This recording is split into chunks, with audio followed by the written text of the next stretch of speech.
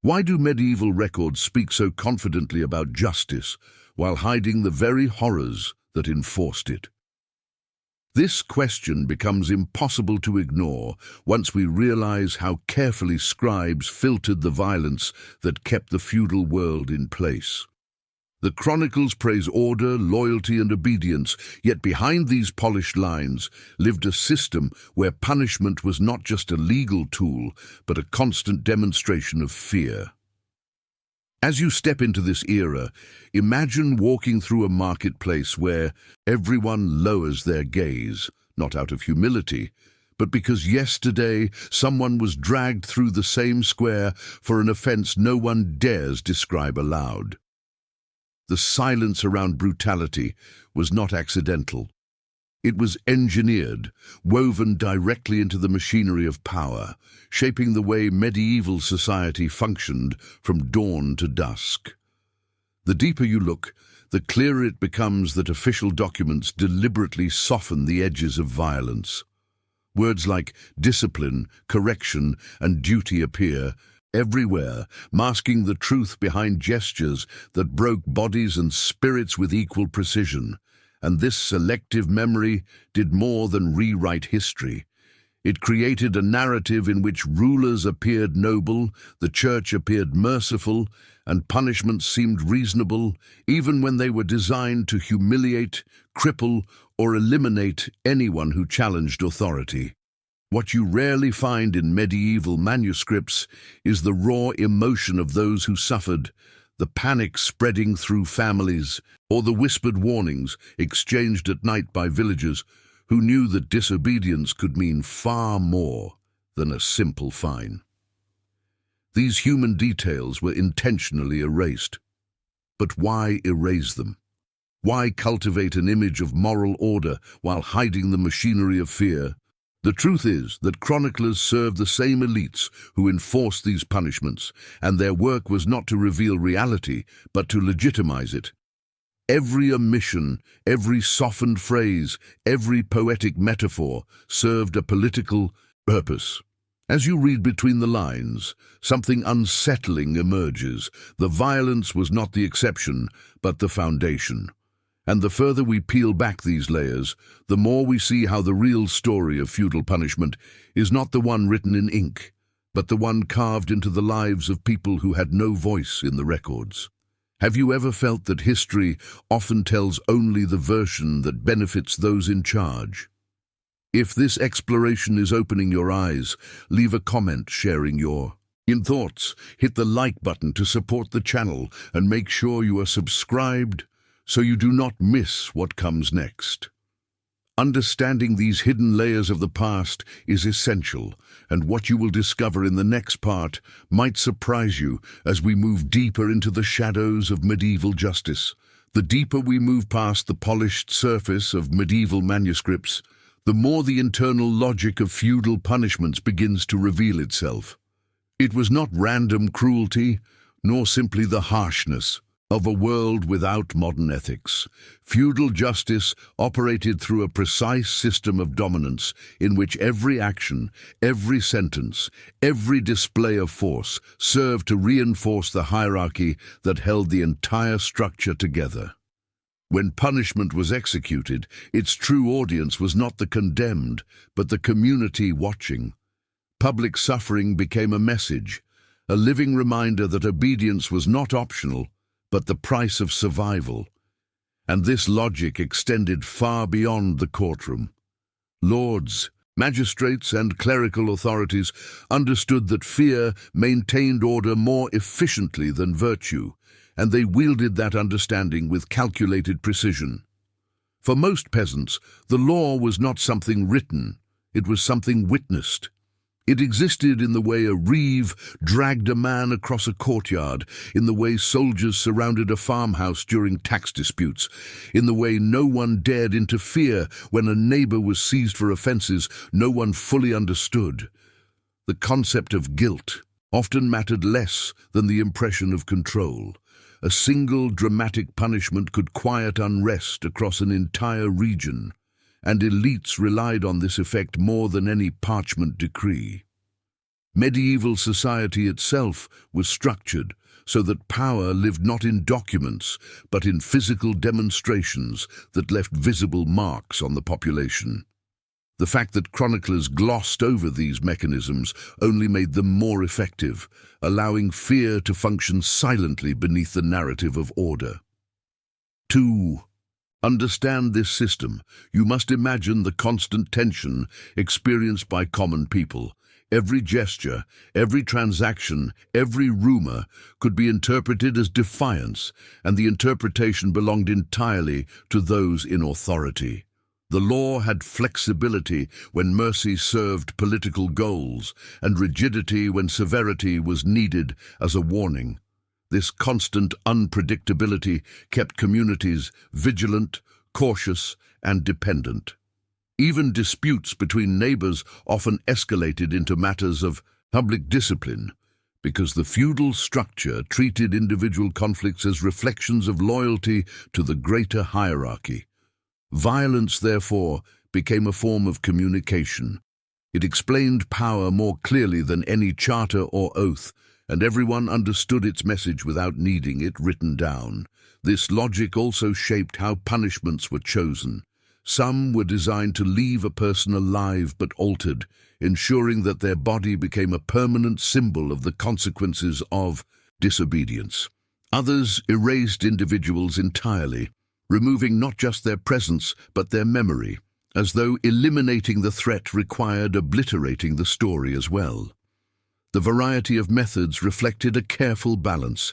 Punishment had to be visible enough to terrify, controlled enough to maintain authority, and efficient enough to be repeated whenever necessary. And because the chronicles rarely described these decisions in detail, they created the illusion that feudal justice was merely strict rather than strategically brutal. What remains hidden in these omissions tells us far more about the system than the words preserved in ink. As this structure becomes clearer, the next layer of brutality emerges from the shadows, revealing methods of punishment that were widely practiced yet barely acknowledged in official records, continuing the story where the manuscripts fall silent. As we continue peeling back the layers of silence surrounding feudal justice, the methods of torture, rarely mentioned in manuscripts, begin to surface with unsettling clarity. These practices were not inventions of overactive imaginations or exaggerated tales whispered by frightened villagers. They were structured routines, embedded in the fabric of law enforcement, carried out by individuals whose roles existed specifically to inflict pain with efficiency and precision. Medieval scribes avoided describing these acts not because they were rare, but because they were so common that documenting them would expose the brutality sustaining the social order. When punishments were administered, the goal was not only to discipline the accused, but to imprint fear into the collective memory of the community, a memory so vivid it needed no written record. One of the most significant aspects of these hidden methods is how mundane they were to the people enforcing them.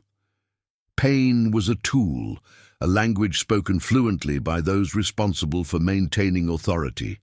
Devices were crafted not for spectacle but for practicality, tools designed to crush, stretch, pierce, or immobilize the human body in ways that left lasting reminders of disobedience.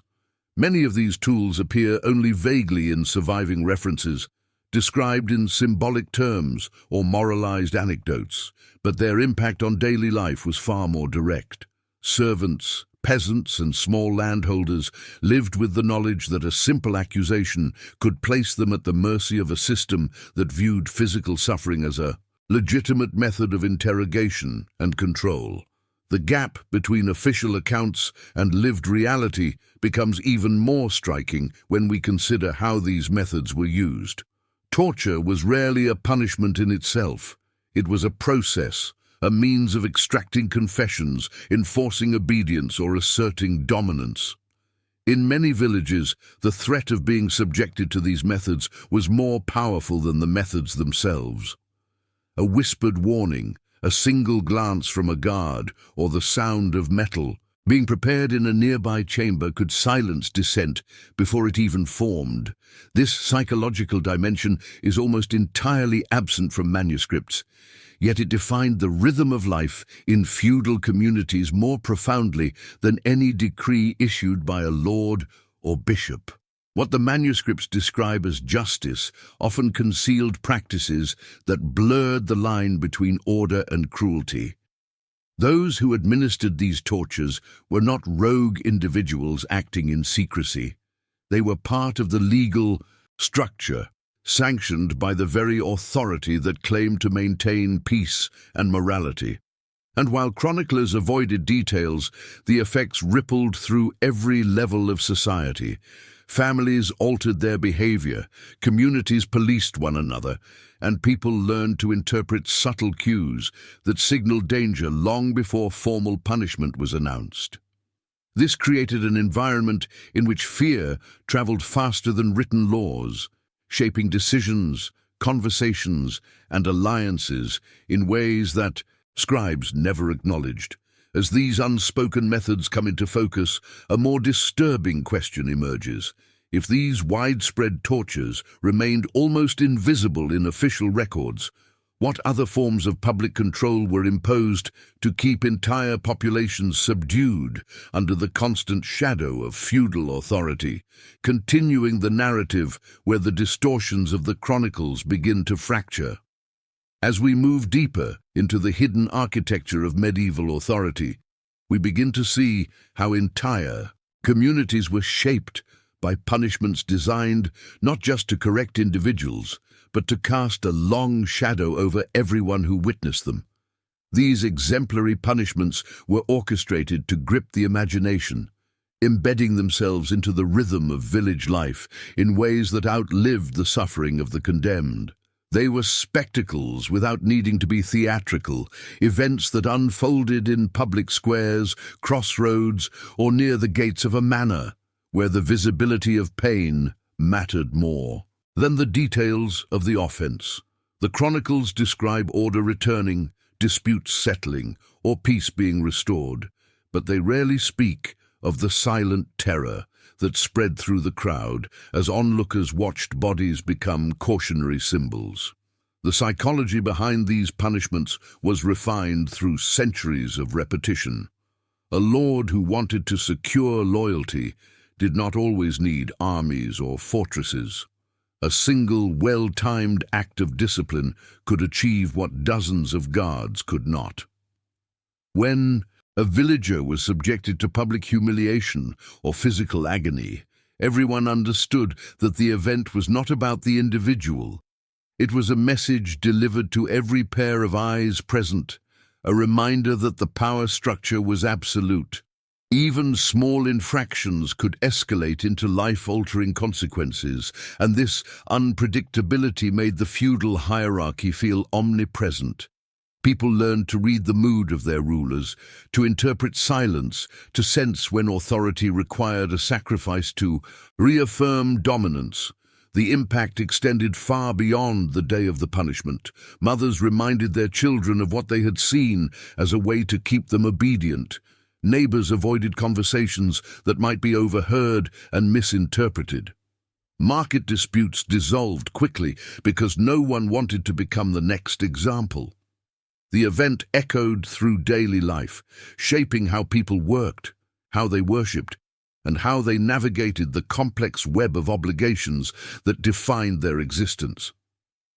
These aftershocks rarely appear in medieval documents, yet they formed the invisible walls that kept communities aligned with the will of their rulers. What made these punishments even more effective was their ritualistic nature. Whether it was a public beating, a forced display of shame, or a violent correction carried out in front of peers, each act followed patterns that reinforced tradition. People recognized the signs long before the first blow. The gathering crowd, the stern faces of guards, the nervous energy that spread across the square. It was as if the entire community participated in a moment of collective instruction, absorbing the lesson without it ever being spoken aloud. Chroniclers loved to present these moments as restorations of moral order, but the truth is that they served as reminders of vulnerability, embedding fear into the fabric of everyday life with an efficiency no written law could match. And yet, behind the controlled image presented by these public displays, there was another layer of coercion operating in silence. Beyond the visible examples meant to terrify, subtler forces shaped decisions and loyalties, revealing how the system extended its reach through forms of punishment that did not even require an audience. Before we uncover these hidden pressures, leave a comment sharing what this kind of fear-driven discipline evokes for you, using your own words or even a single phrase that captures your impression. Beyond the immediate spectacle of public punishment, feudal authorities wielded economic and social penalties with equal, if not greater, efficiency. Entire families could be plunged into ruin not because of a single crime, but because a member's behavior challenged the established hierarchy. Lords and magistrates understood that dismantling economic stability was a way to enforce obedience without the messy aftermath of physical violence.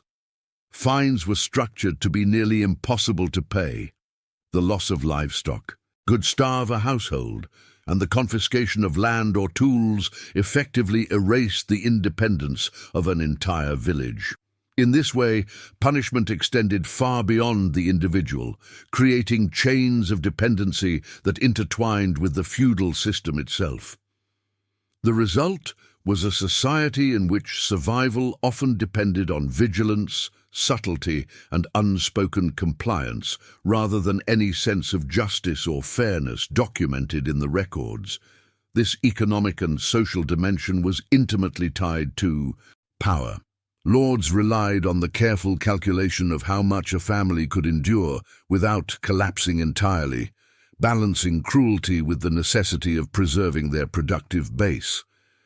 Peasants, artisans, and even minor officials learned quickly which behaviors would trigger the hidden consequences that manuscripts failed to record.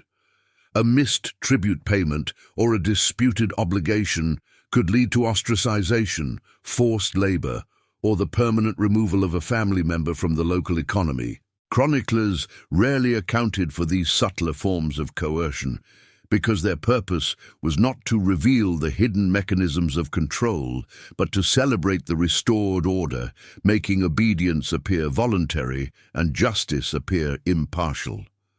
Social punishment also reinforced hierarchy in ways that were psychologically potent. Shame, public censure, and enforced subservience were tools designed to teach lessons that would ripple through communities. When a serf was forced to apologize before a council or kneel in humiliation at a manor, the audience absorbed the lesson more effectively than any formal decree. Gossip spread like wildfire, ensuring that the punishment became an invisible barrier constraining behavior throughout the village.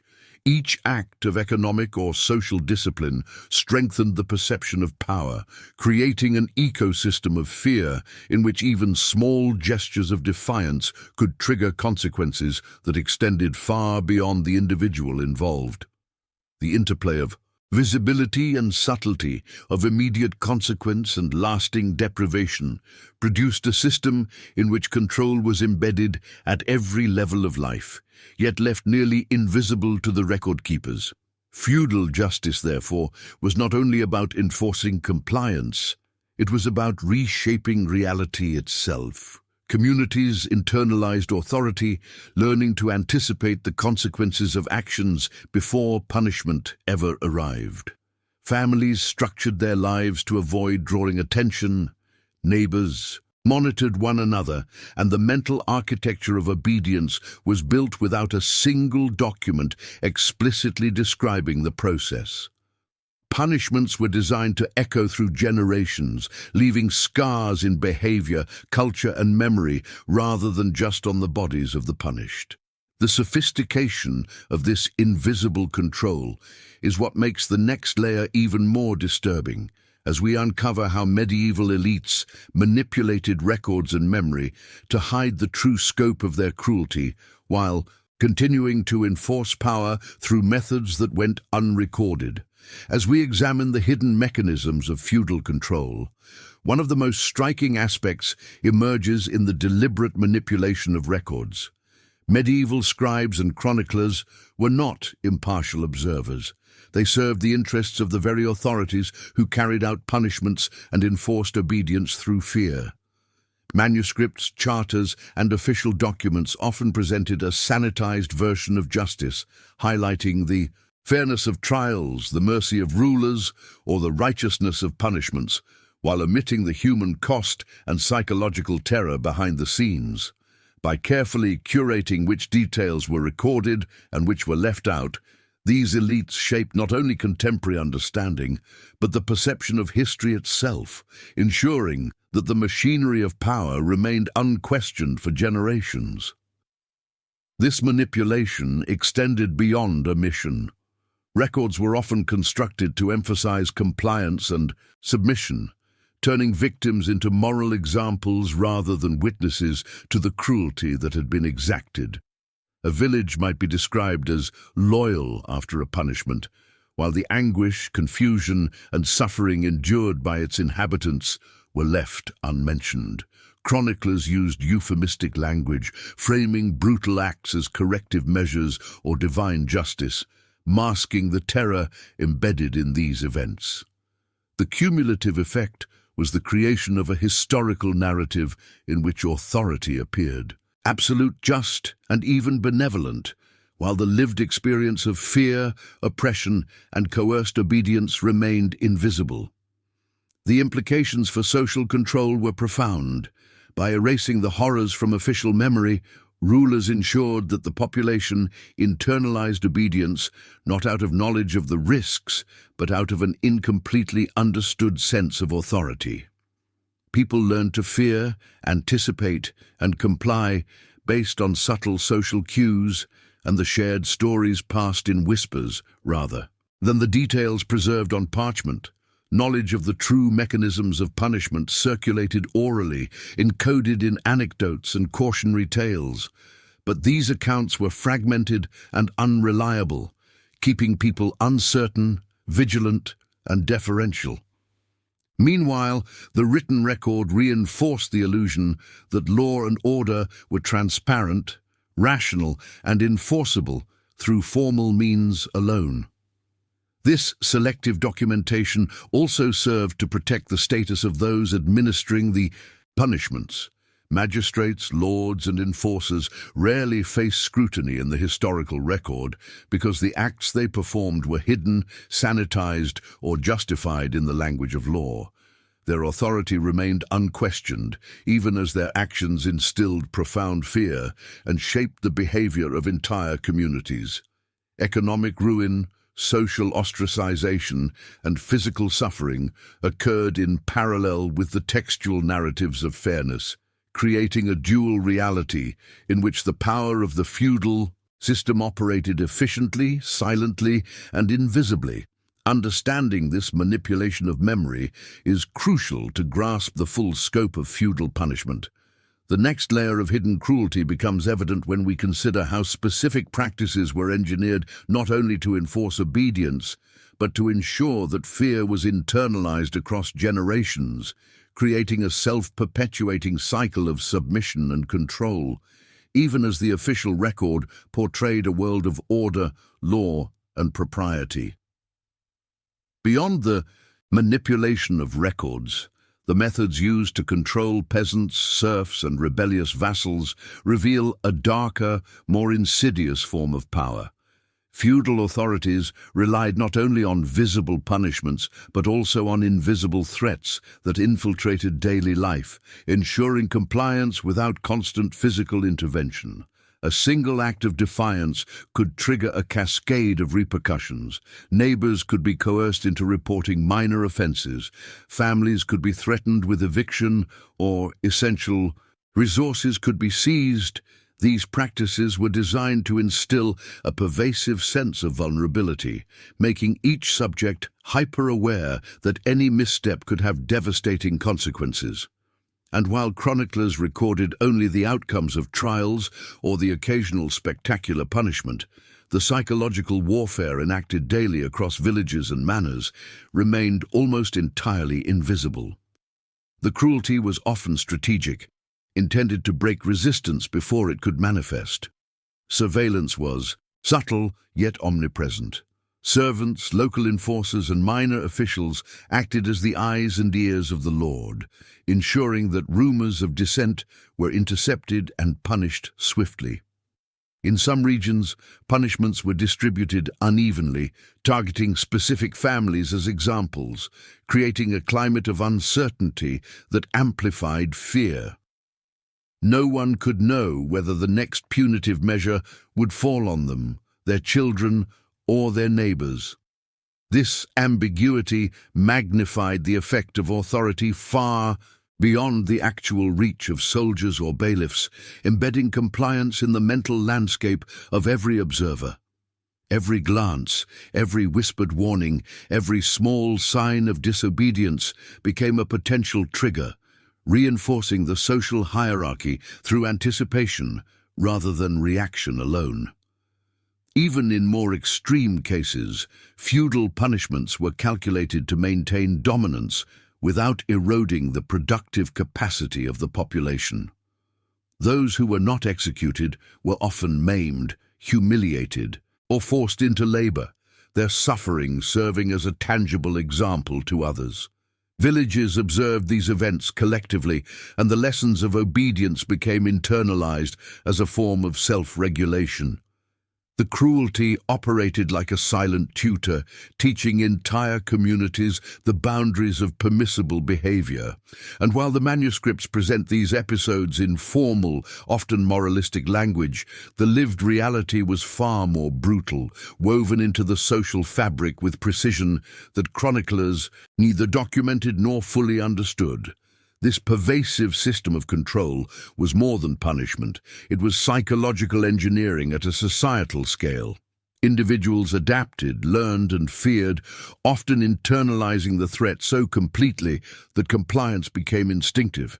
And yet the true measure of this cruelty is revealed in how these mechanisms extended across generations, shaping families, customs, and loyalties in ways that survived beyond the individuals directly affected.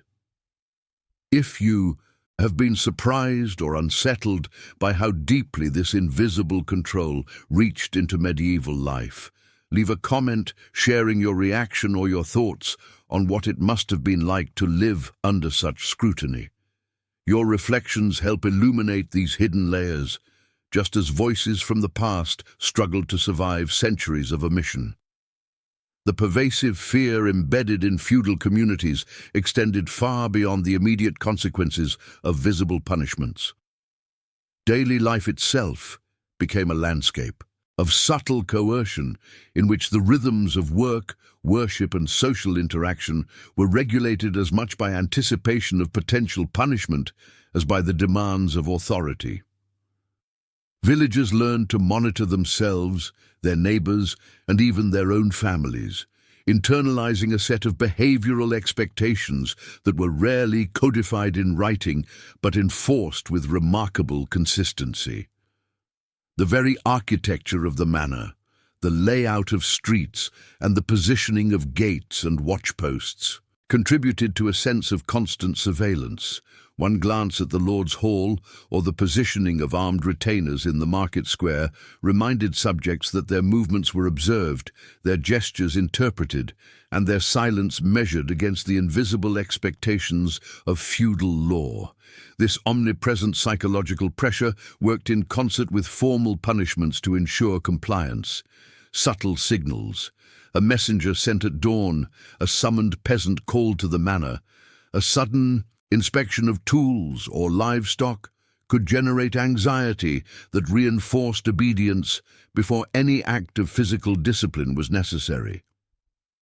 The uncertainty of consequences transformed ordinary social interactions into exercises in careful negotiation, where even trivial disputes could be influenced by fear of escalating into a formal accusation. Chroniclers, who focused on official sentences, trials, and recorded executions, rarely captured these dynamics, yet they defined the lived reality for almost every member of the feudal hierarchy. Fear, more than law itself, maintained order, shaping behavior, expectations, and relationships across the community. Economic dependence amplified these subtle pressures. Land tenure, access to water, rights to graze animals, and inheritance rights were all subject to arbitrary control by lords or their agents. Even minor infractions, missing a day of work, failing to report a broken fence, or voicing dissent, could trigger restrictions that imperiled survival. These mechanisms forced obedience through structural vulnerability rather than immediate violence. People understood that their livelihood, their family's safety, and their social standing were contingent upon compliance. The effect was a continuous, low-level form of coercion, experienced not as a single dramatic event, but as a constant condition shaping every choice, conversation, and action. This invisible system of control was reinforced over time, creating a culture of self-regulation that often extended across generations. In addition, the daily terror of feudal life was often coupled with cultural and religious reinforcement. Clergy, chroniclers, and local authorities framed obedience as moral duty, divine will, or social necessity, providing a narrative that justified systemic cruelty while discouraging resistance. By combining psychological, economic, and cultural levers, feudal rulers effectively ensured that their subjects participated in the maintenance of their own subjugation, a phenomenon largely absent from official records. As the invisible mechanisms of control become clearer, the next layer reveals how the structures of power themselves, the hierarchy, fealty, and ritual, enabled cycles of extreme punishment that perpetuated the system, continuing the story where manuscripts remain silent. The architecture of feudal power was built upon more than physical domination and psychological coercion. It relied on the careful construction of social hierarchies that sustained cycles of extreme punishment. Every layer of authority, from king to duke, baron to bailiff, was interdependent, and each level reinforced the enforcement mechanisms that preserved control. Lords exercised direct oversight over their lands, but they also relied on a network of vassals and local agents to implement policies that extended their reach into villages, forests, and fields. These intermediaries ensured that punishments were both systematic and strategically dispersed, so that no community could ever feel entirely safe from scrutiny. Compliance became encoded in the very structure of relationships, with obligations and privileges intertwined in ways that rendered rebellion not just dangerous, but nearly impossible to conceptualize. This interlocking system made punishment a tool not only of discipline, but of governance.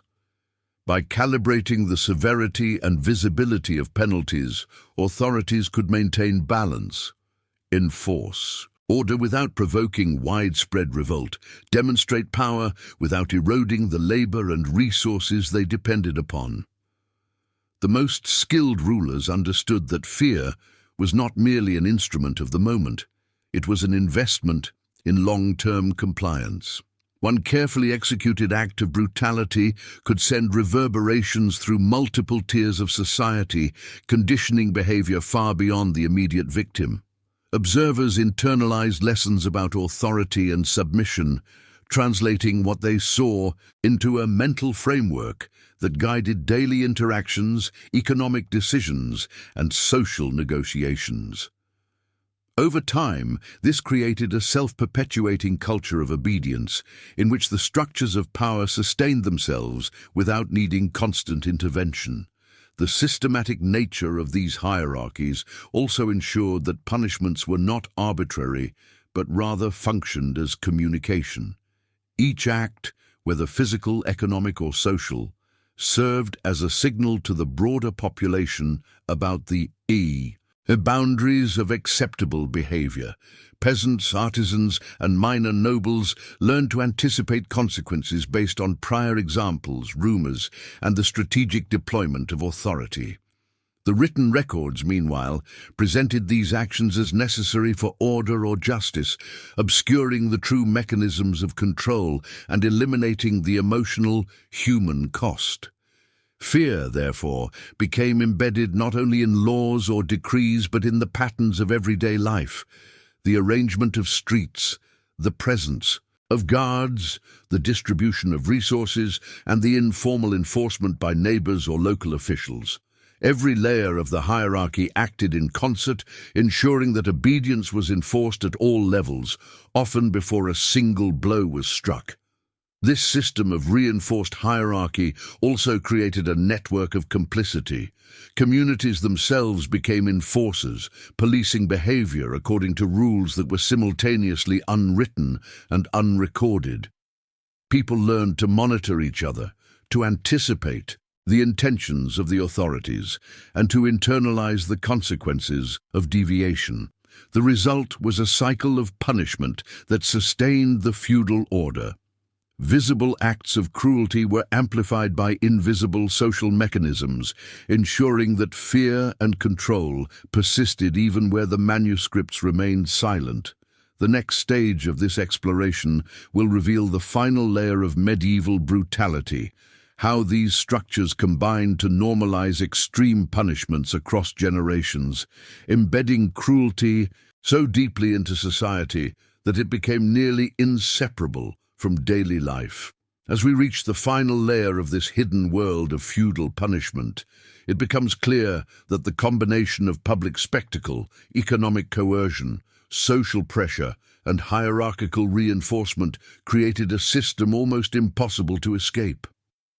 Authority in the medieval era was not maintained through law alone.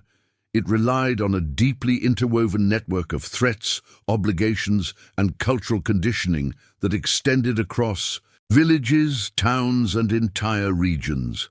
Punishments were not isolated incidents, but integral elements of a social architecture designed to instill obedience, manipulate memory, and maintain a persistent climate of fear. The effects were cumulative, with each event adding weight to the invisible chains binding communities and families, ensuring that compliance was both habitual and internalized. Ordinary people learned to anticipate authority, to regulate themselves, and to participate in the preservation of the system, all while the chronicles remained silent on the human suffering behind the order. Feudal lords, vassals, and enforcers understood the power of repetition, visibility, and strategic terror. They knew that one dramatic punishment could ripple outward, influencing behavior far beyond the immediate target. Yet these actions were carefully calibrated. Excessive cruelty risked rebellion, and insufficient displays of control undermined authority. Economic deprivation, public humiliation, and ritualized enforcement worked together to maintain this delicate balance, creating a society in which fear became both a tool and a pervasive psychological reality.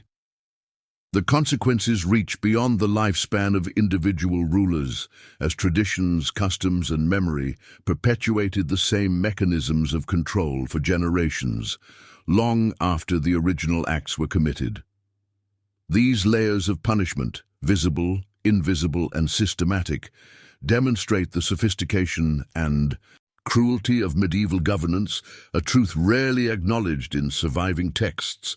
By understanding this fully, we see how the architecture of feudal power embedded violence into daily life, normalized extreme punishment, and shaped society in ways that endure in historical memory.